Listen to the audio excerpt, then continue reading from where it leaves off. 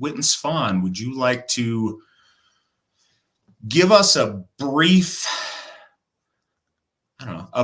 rundown on what folks that might be a little bit less familiar than others need to know about Thor and his place in our holy pantheon? Yeah. Well, first off, I think too, I got comments now on my screen. I don't think that was, people realized that wasn't huge on my end. So now I can actually see some of the comments and see some of the people coming in. And I just wanted to say hi to everybody. It's really awesome to see everybody saying, hello to everyone and getting to see people's names and link to the questions and stuff like that. So it's really, really nice to see. And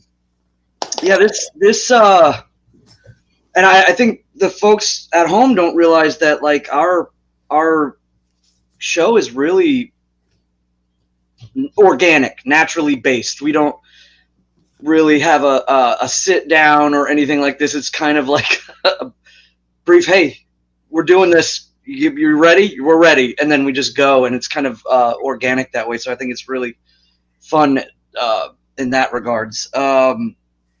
So when we're talking about Thor, one of the most poignant things that I would say is the clarity in which Thor relates to humanity is one of the most beneficial, powerful, wonderful things about Thor.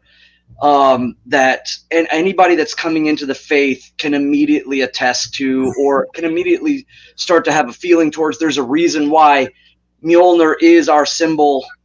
It has a strong and poignant anchoring. There's a reason why it's on every temple at the Hoff, a symbol on every sign at the Hoff. I think that's really important that we always continue to bring about the base of our faith around he who is the most clarified of the tripartite. He is the striker in every European, Proto-Indo-European, Aryan tradition of branches. The striker is clear, clean, and bold, bright, shining, strong. There's no mincing words about him. I think that the only mystery behind the striker is that a lot of people have a tendency to confuse him as, especially in the stories. Now, bear in mind, I'm not talking about Thor in any sort of I'm not trying to be unpious. What I'm really going for is the stories are stories of how our ancestors and how the ancient stories were related, and they have changed over time. So when we see certain things of like the late Nordic period, we can see Thor in relation to the way our ancestors saw him. But Thor is not in stasis in the Eddas. He's not in stasis in the stories. He's a very dynamic god, or what I would call the catalytic god. He's the god that really breaks through thresholds. He's the god that once he gets involved, everything starts rolling. He ruptures the barriers. He breaks things down so that everything can flow again. And so, if you're dealing with a lot of personal issues in your life, I think garnering from the stories, looking at him in that lens when you're reading the stories can kind of inspire you to also become a catalytic switch in your own life, that you can break through barriers. And the only way you can do that, and the only way you can really kind of go against the tide of flow of weird or of Orlaw, is to do drastic action. So he, in a way, represents, I think, divine will. He is the will of the gods. And in a way, like us, our soul is going in through the tide of weird and through Orlok. What you have to do in order to break the cycle, to really start anew, is to willfully project yourself into something.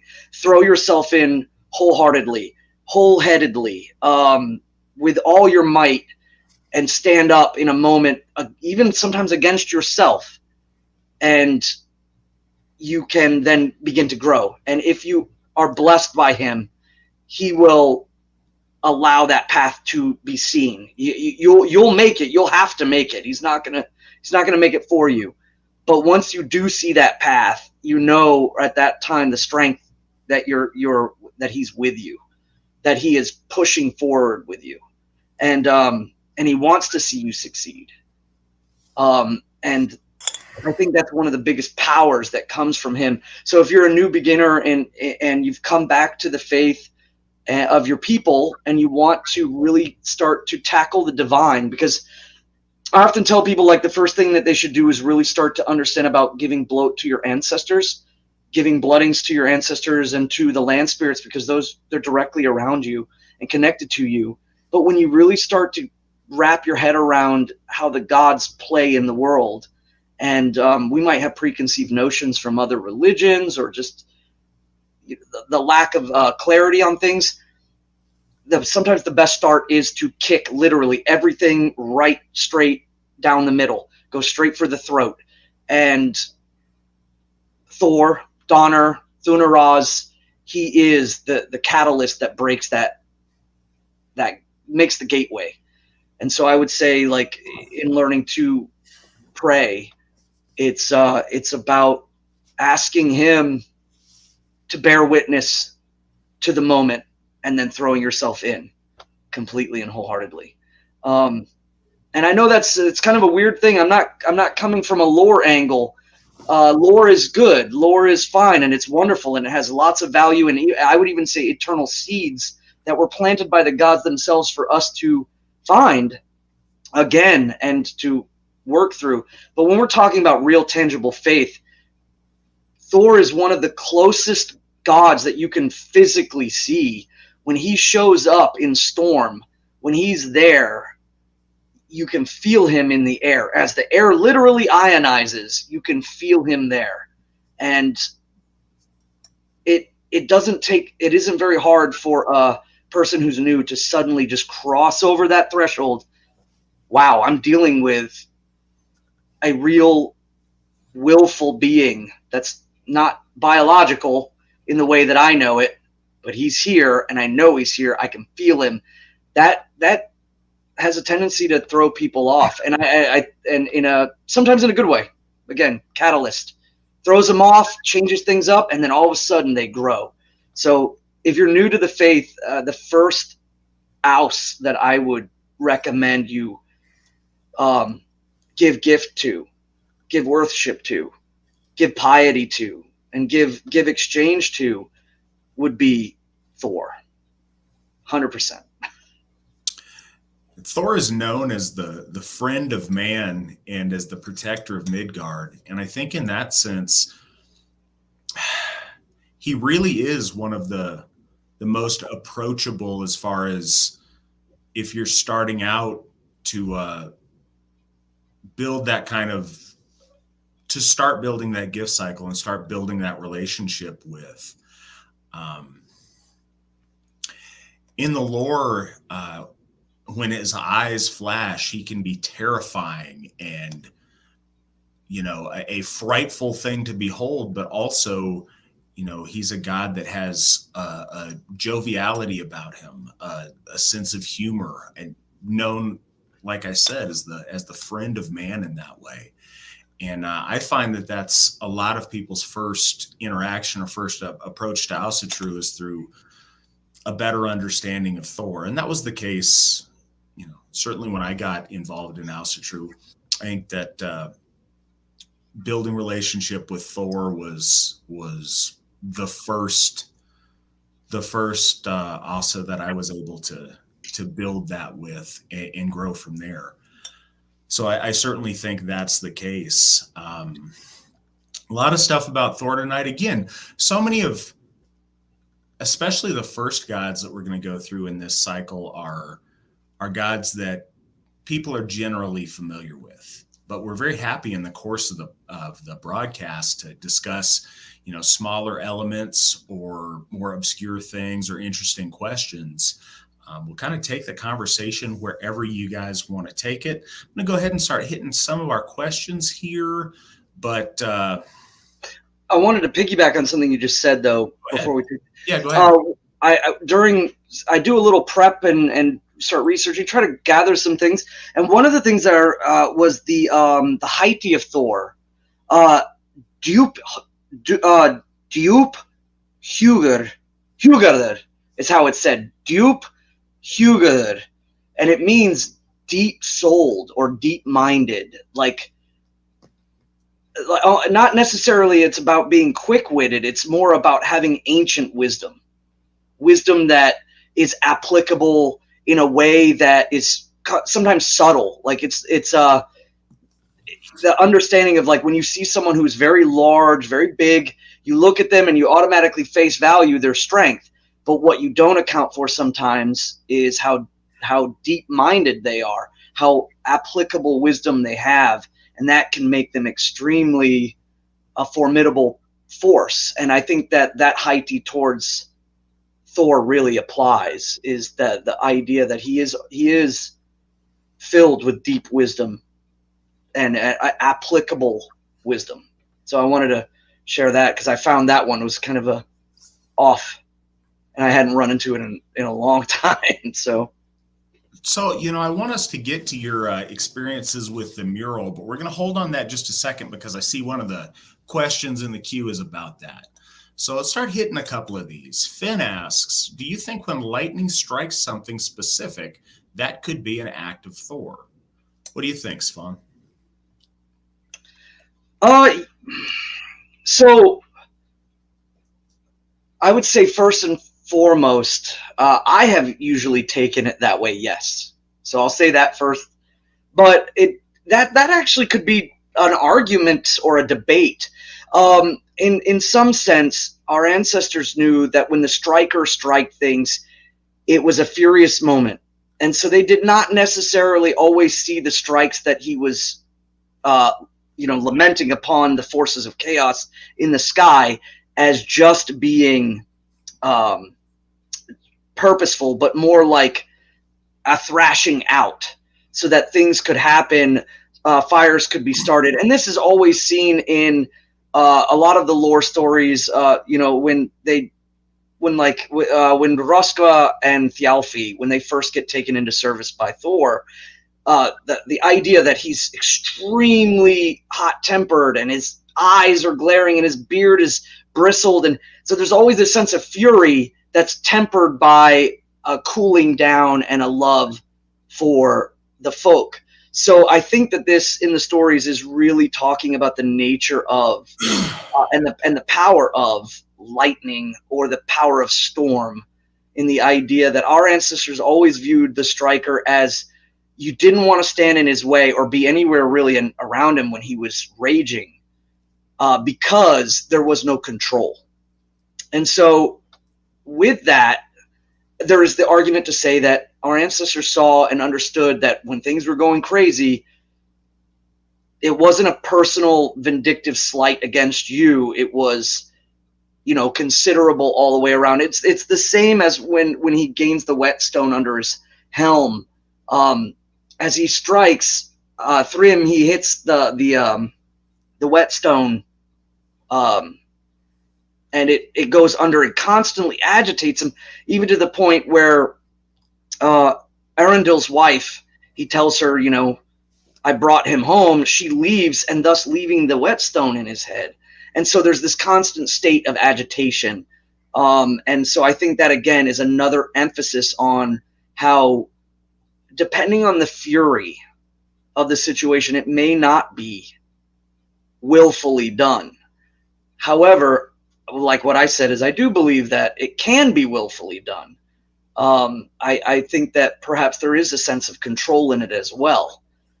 Because I've seen sometimes, I'm actually probably the only person I've ever known that has a friend that's been struck by lightning 3 times. He's not even Asatru. I met him in the Marine Corps, and I don't know if his name is JJ. I'll just say JJ, and he lives up in Montana. And I actually was there for one time when he was struck on a rifle range in Hawaii. Terrifying stuff, especially considering that there's not a lot of thunderstorms in Hawaii. So I've often wondered this as well. Could it be done personally? Could it be done willfully? Could it be done with intention? And I think I'm not going to say that gods can't do anything. So My go is, yes, it can be willful, and yes, it can be purposeful, but also too, it can also be random. It could be furious. It could be an emanation of power that isn't necessarily linked to a purpose. And I think that's also important for us to understand, because the gods do act in the world and there is weird from it. And I think that when Thor looses himself from heaven into the middle world, it's known that what's going to happen is going to cause Orlaw. So that's my answer on that one. It's kind of a political answer, a yes and a no, but I don't want to say that they can't do anything, because I don't know. I couldn't be that mouthpiece, but I do feel that I've seen instances where it seems purposeful, and then I've seen instances and reading from the lore where it seems to be that our ancestors knew in the wisdom that just don't be around, because it's going to get bad. You mentioned that was kind of a political answer or whatever. The answers to a lot of these questions aren't clean, because life's not. There's so many variables in reality, and I think that we'd be doing a disservice if we were to pretend that there's only one right answer to any of these questions. There's so much overlap and there's so much depth to our faith, and I think that's one of the rich things about it that add value and truth to it, is that we're honest in that. Our gods and their interplay with nature is fascinating, and I think we need a deeper understanding of our gods than just Thor equals lightning and thunder, Odin equals ravens. Like I've said on the Right. Odin and ravens thing, yes, Odin chooses ravens to communicate signs to people often.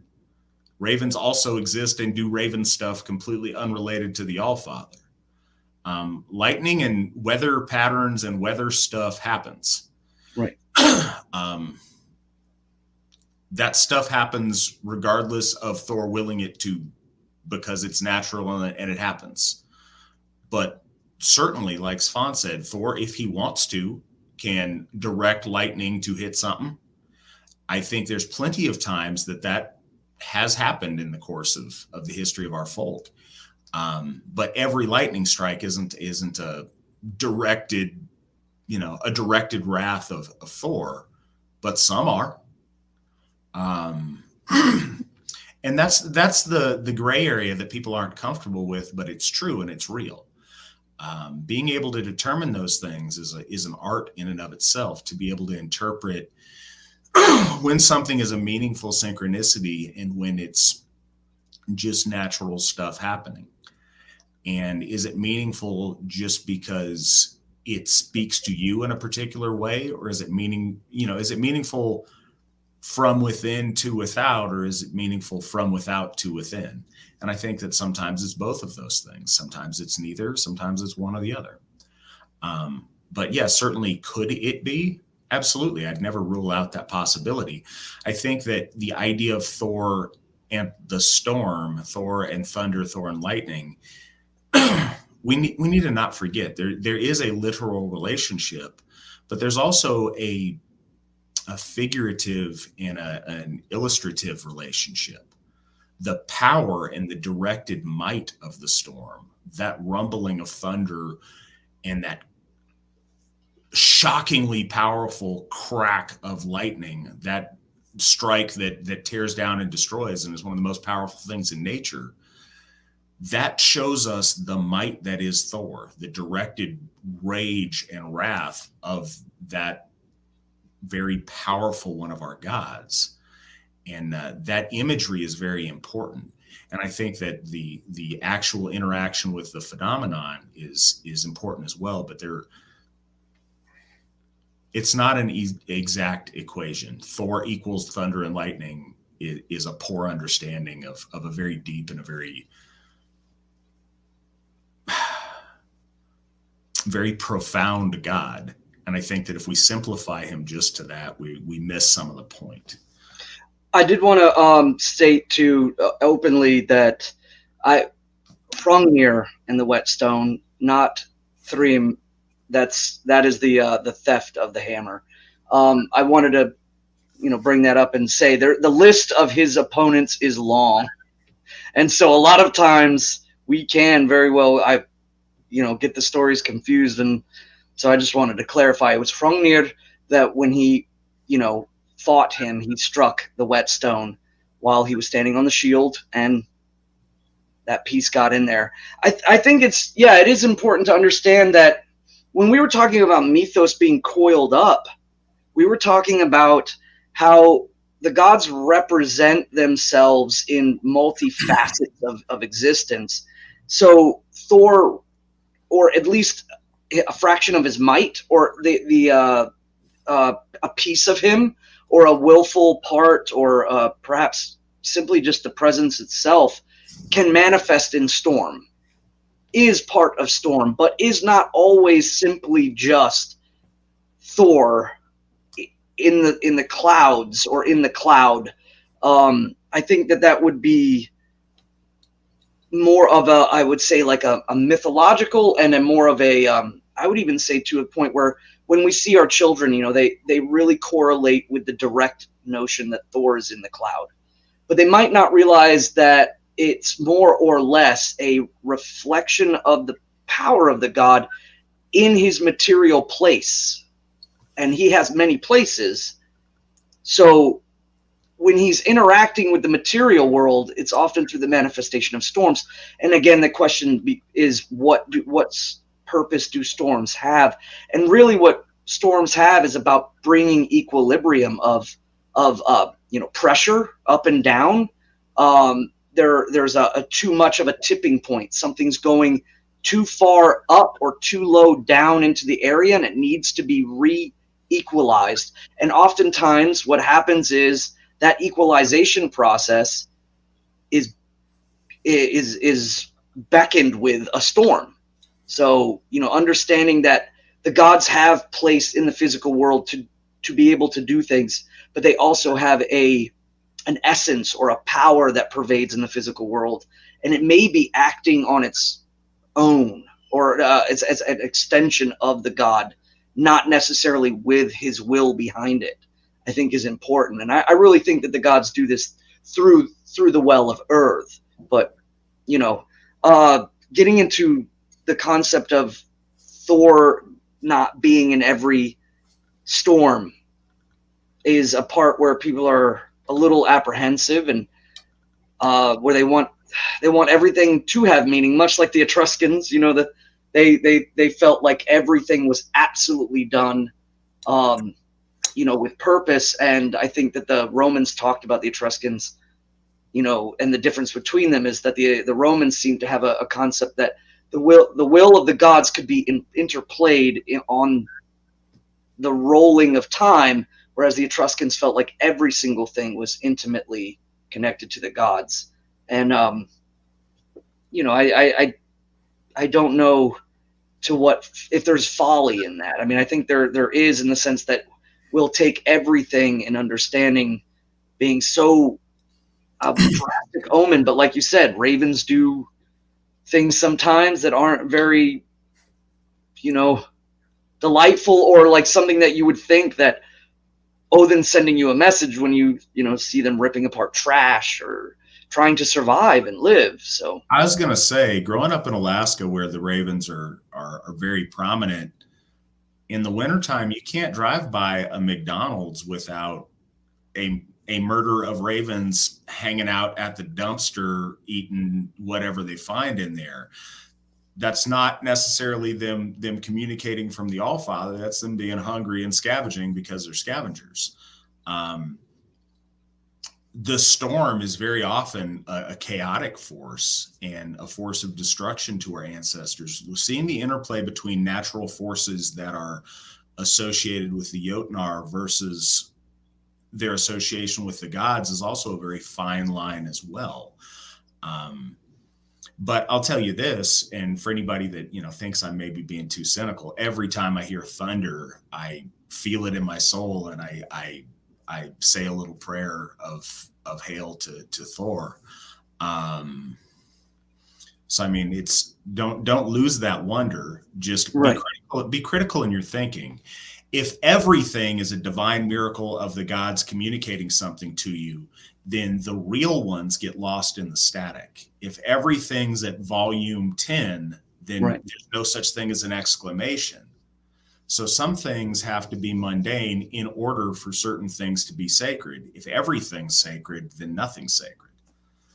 Yeah, and I think our ancestors, the Teutonic mindset is to meet everything with a sense of measure, try to measure it, merit it, give it some pause. Don't, I mean, it's even talked about in the Havamal about not making these kind of like rash decisions on things.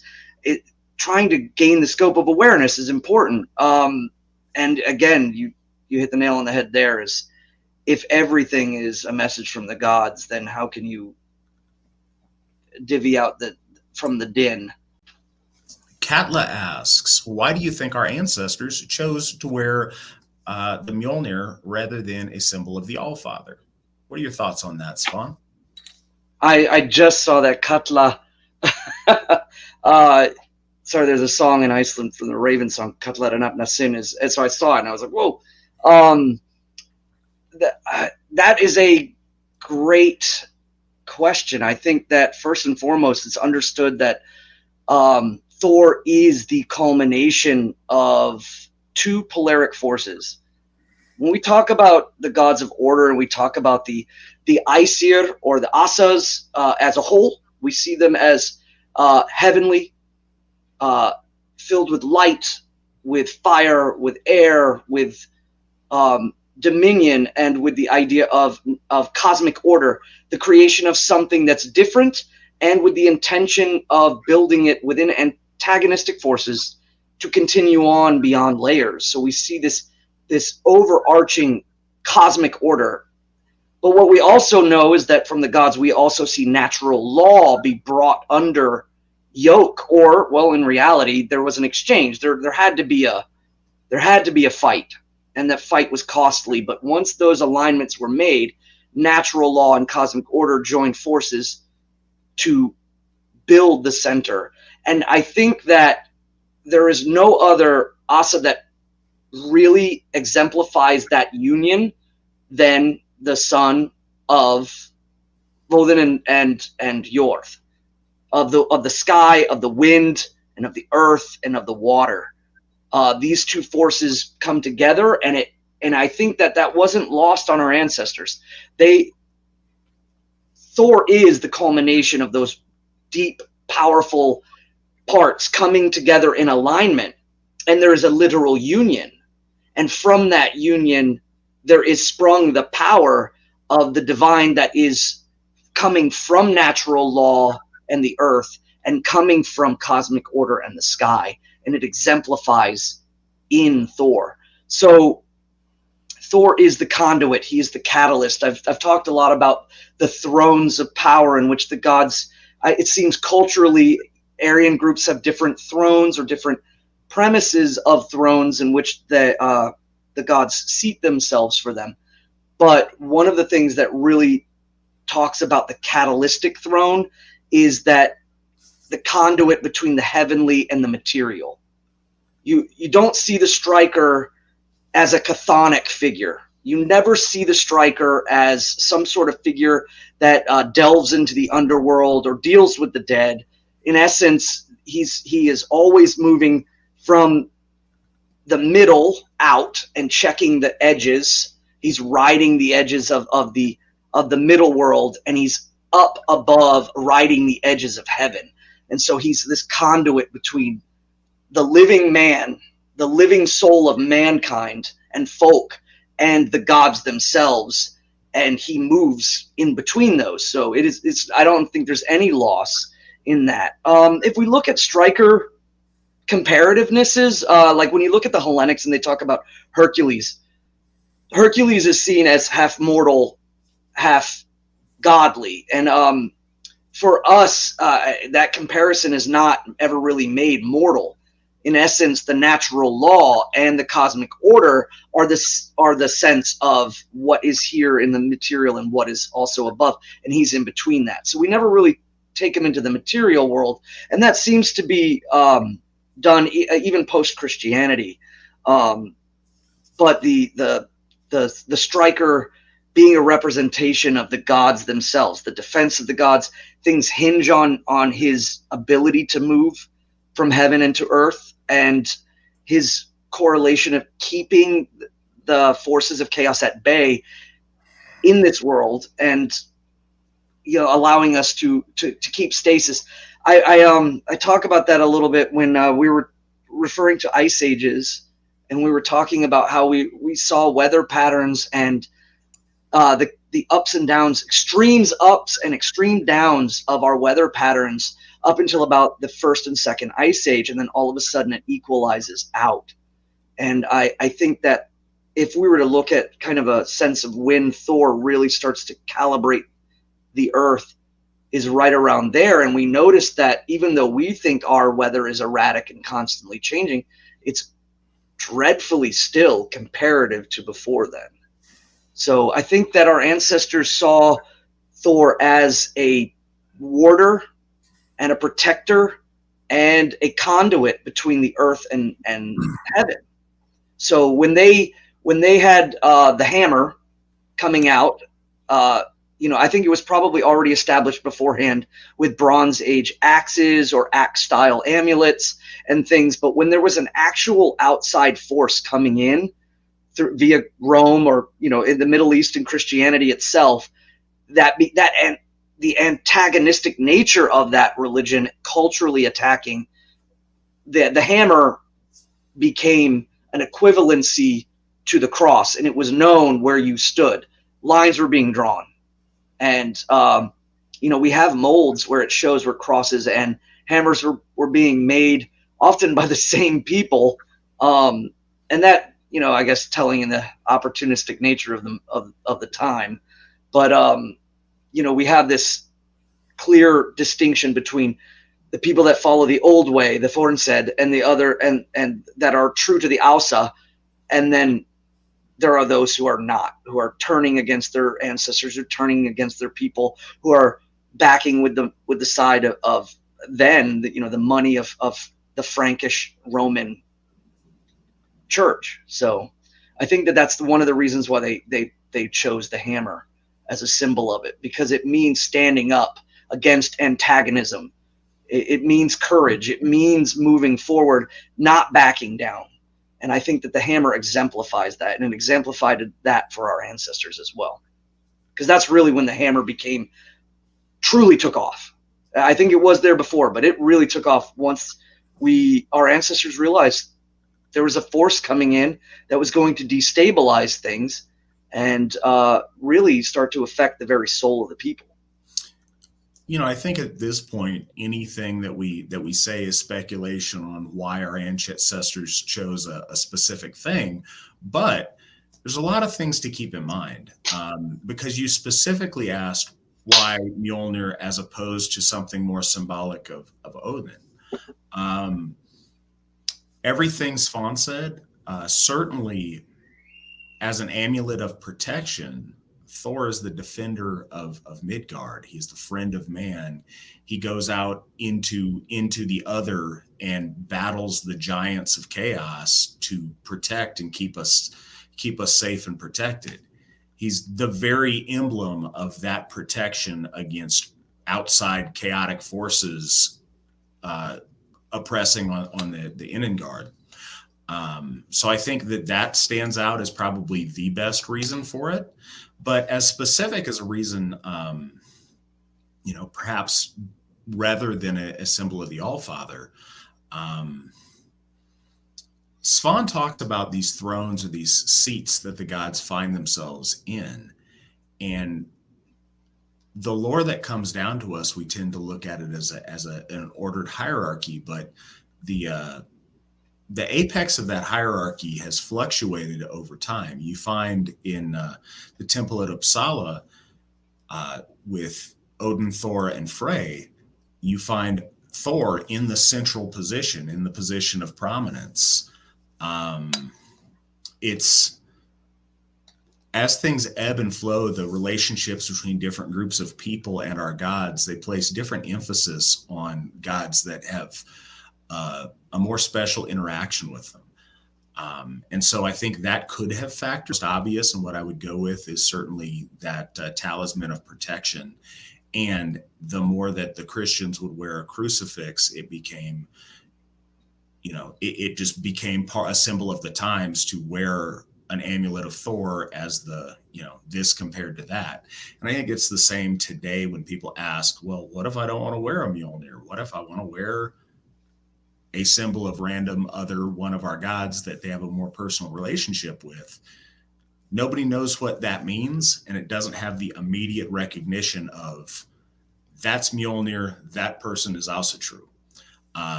And I think that worked the same then as it does now. Another really important thing about the use of Mjolnir, not just as an amulet, but ritually, was they would use these hammers oftentimes to bless weddings or to sanctify things. The idea that Mjolnir can be used as a tool of sanctification is very special in and of itself as a symbol of holiness. And I think that's why it's a fitting symbol for our faith in general. They would use this at weddings to ensure fertility. They'd use it in different rites to sanctify. Thor would use it to resurrect his goats after he got done eating them the night before. It being a magical tool of sanctification is also very significant. It's why when Argoth are in a strange place that's not holy ground and want to sanctify a ritual spot, it's done in the sign of the hammer. It's done with perhaps a ritual Mjolnir to sanctify and to set it apart. Bruce says, Matt and Svan, can you tell us your favorite stories about Thor? Svan, what is your favorite story about Thor? Ooh, I mean, the theft of Thor's hammer, I think, has been one of my favorites, mainly because of its contestment in times. And when I was doing a lot of storytelling early on, after I'd come back from the Marine Corps, I had done some storytelling local library here in Virginia, and I got a chance to tell the stories of the gods, just to young kids, and really got a chance to kind of hone some of my storytelling skills there. And that story really does seem to balance out a perfect amount of comedy. There isn't a lot of necessity for lore to understand what's going on, but at the same time, it builds the dichotomy between the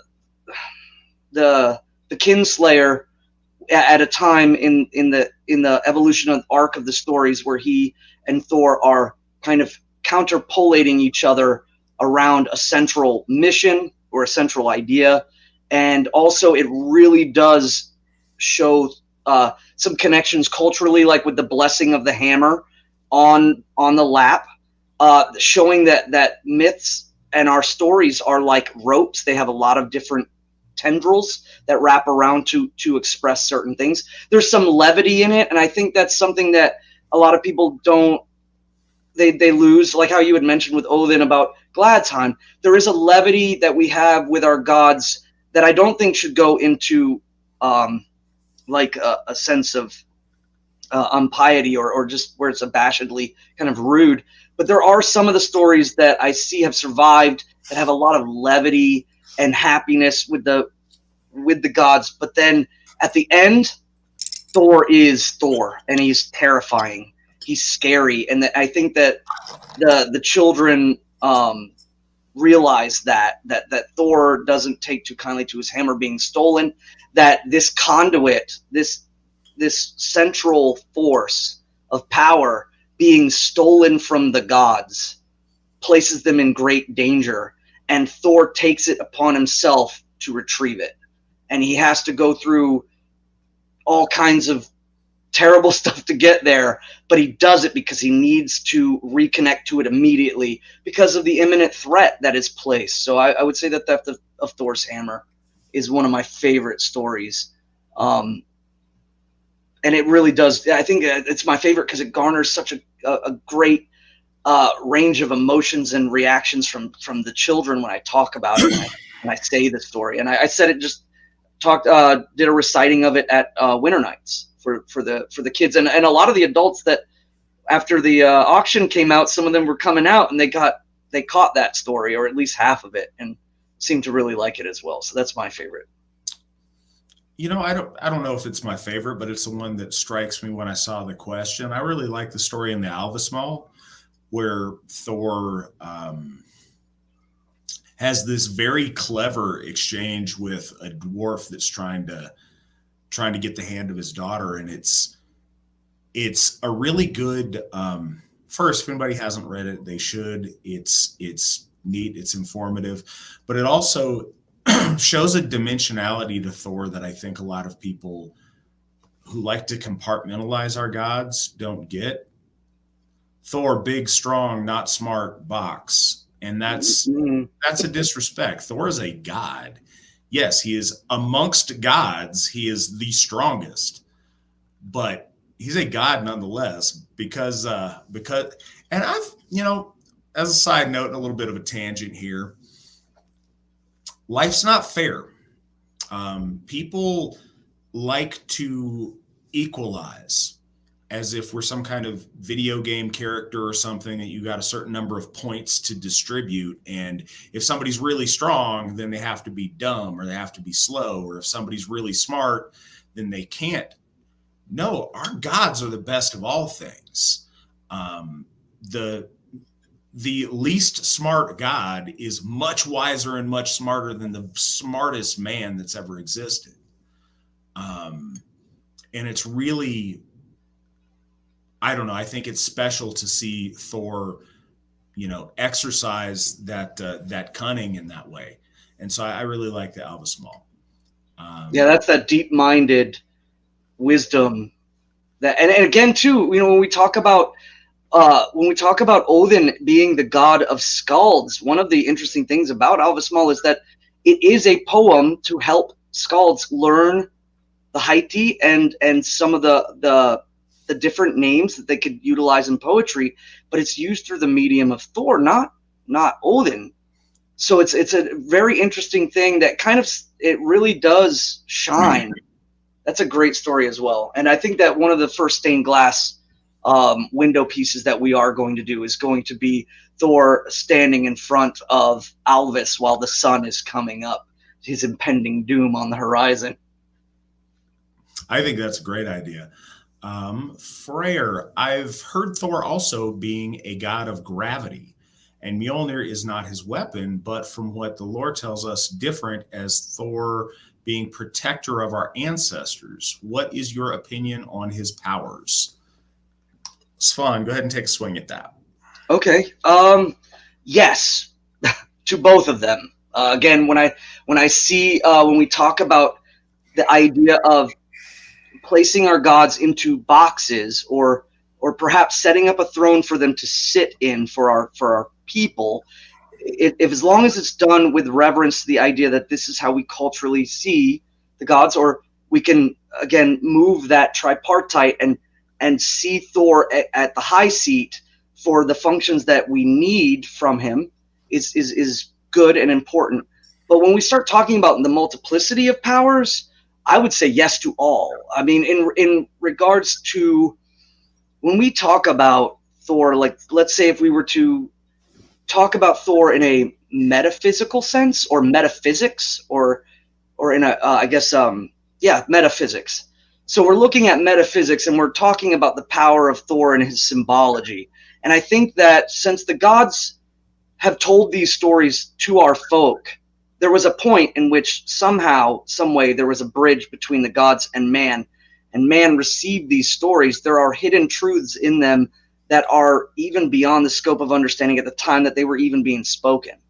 So when we talk about Thor and Mjolnir being the catalytic switch, being the point of connection, seeing the hands, the gloves, the right and the left, the polaric powers that need to be placed on the hands in order to hold the switch, to see the girdle of power placed around the waist, to see the iron rod placed within that girdle, is all kind of just a gentle nod to that power that I think on a metaphysical and even very, very pliable physical level is understanding that Thor is of the earth and the sky.